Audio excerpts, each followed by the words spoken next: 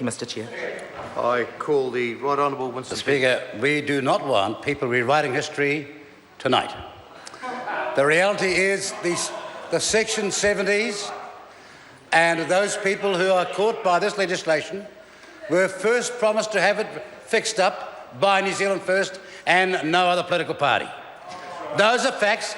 Go and look at the manifestos and you will see who it was that realised in a political party, New Zealand First, which party realised that these anomalies are there as to the Section 70s and as to the people of Tokelau, Cook Islands and Niue, and who set out to redress them. Now, if you look here, you'll see that some people in the government still don't get it, despite the fact that my colleague Andrew Bailey has been in the Cook Islands assuring all those people that he will give it his best intentions. He's given those Cook Island people all sorts of assurances that when he gets back, he's going to fix it up. That's what Mr. Bailey did, yes. He went to the Cook Islands, New Zealand retirement people over there and gave them that assurance, and my colleague, the very esteemed Alfred Ngaro, said as his excuse was, I wasn't there. Oh, really? So who cast his vote without his authority? Now, I know my friend Alfred Ngaro is an honourable man, and I hope that Mr. Bailey from Niue is also an honourable man. And tonight they're going to say they'll support the New Zealand First SOP, because that's what they told the people in the Cook Islands down at the Swordfish Club. I've got the evidence. And then it's not, I don't blame them, because Murray McCully 5 years ago promised exactly that as well.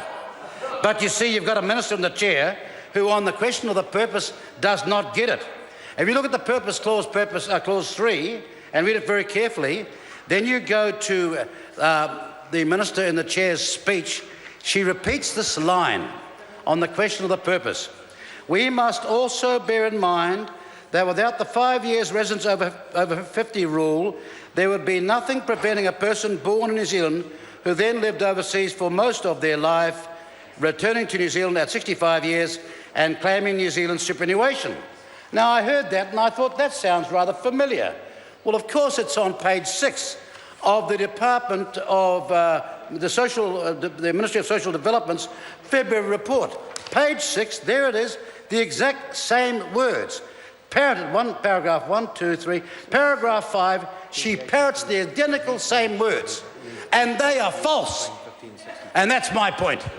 And my plea to the National Party is surely there's someone over there with some honour that could possibly do something to support those people they promised so much before. Now, you see, Mr. Ducey, when he was last on his feet on this matter, this is what he said. Quote him, what I must say, this is on the purpose. Oh, I know it's laughable, but you shouldn't laugh yet. We know it's laughable. This is what he said. What I must say is just to challenge the minority view of New Zealand First. Really, it has no shame to say, compare this to the generosity of giving full NZ super entitlement to non-New Zealand citizens from non-reciprocal pension countries after just 10 years residency. I would challenge New Zealand First to stand up and show us the data for that. Normally, individuals have to spend 10 years here to get 50% and 20 years to get 100%. This is just typical migrant bashing by New Zealand First. Absolutely appalling, just especially so with a bill like this. You know, they say in England that the malady of the ignorant is to be ignorant without knowing it. But I've got chart after chart here that will tell them precisely how many people in the last 15 years have done just that. The number, sir, is 73,985.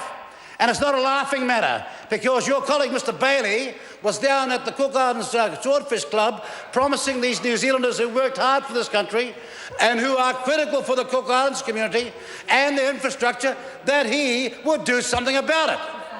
Now, what we don't like in New Zealand First is people that go overseas and they're very fast on the lip and slow on the hip. He gets back home here, not going to do a thing about it. Look, go to the library. All this information's here, Mr. Ducey. So next time, do some homework rather than come down here and show us all what you don't know. 73,000 is a cost structure factor that the the Ministry of Social Development keeps on telling a wayward minister is a concern. I'm talking about less than 100 people getting a fair go. And one of these days, Mr. Speaker, Right Honourable Winston. I'm talking about these people getting a fair go. And one of these days, I'm going to tell you what's going to happen, because New Zealand First is committed at the very first opportunity, and it's going to be very soon. If they don't see it our way tonight, I want to tell all those people in the Cook Islands listening as we speak, and I know they are, not all in the Cook Islands, there'll be in Niue and there'll be in Tokelau listening. I'm going to tell them tonight that we'll fix it up the first chance we get. In fact, it will be a bottom line. We know it's not a great number of people, maybe only 79.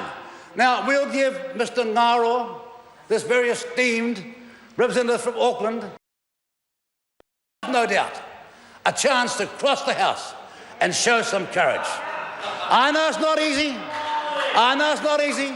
But come over for the fellowship.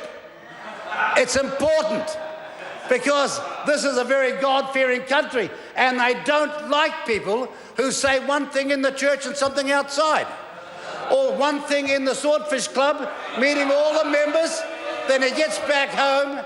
And what's Mr. Bailey doing tonight, Mr. Bailey? Are you, Mr. Bailey, going to support the SOP from New Zealand First?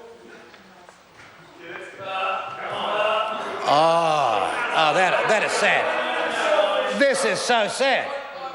This is so sad. Because what National Party is concerned about, of course, is always numbers.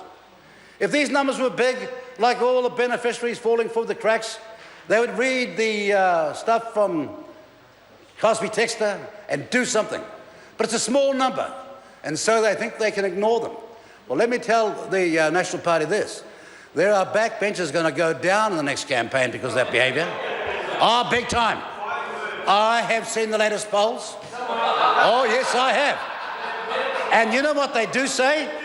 You know what they say? There's one party that the people of this country trust more than any other party. It's the second highest choice of all the people across the Great Divide.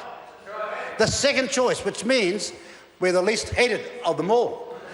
Make no bones about it. This is a very important bill.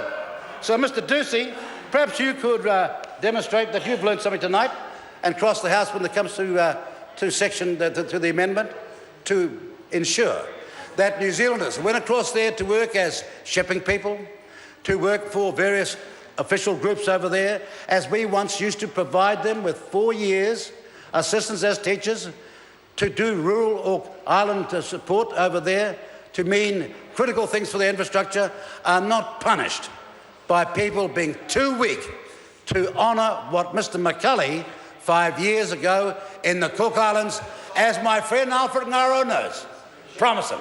Now, Mr. Speaker, before I sit down, I want to say nobody's beyond redemption. And I want to give Mr. Ngaro a chance tonight, knowing that all those Cook Island people are listening. Oh, yes, they are. He's got a chance now to stand up for them. To be able to say that I was a person who ran for the National Party under the label of being Cook Island, I would bring some ethnic diversity to the party. But more importantly, I'm going to make sure that they hear my people's word. Now, tonight, Mr. Ngaro is a date with destiny. It's time to cross the House and bring Mr. Bailey, who's being so fast and loose at the Cook Islands Swordfish Club, with you.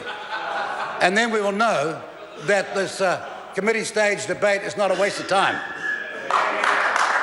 I call Portable Williams. Kia ora, Mr.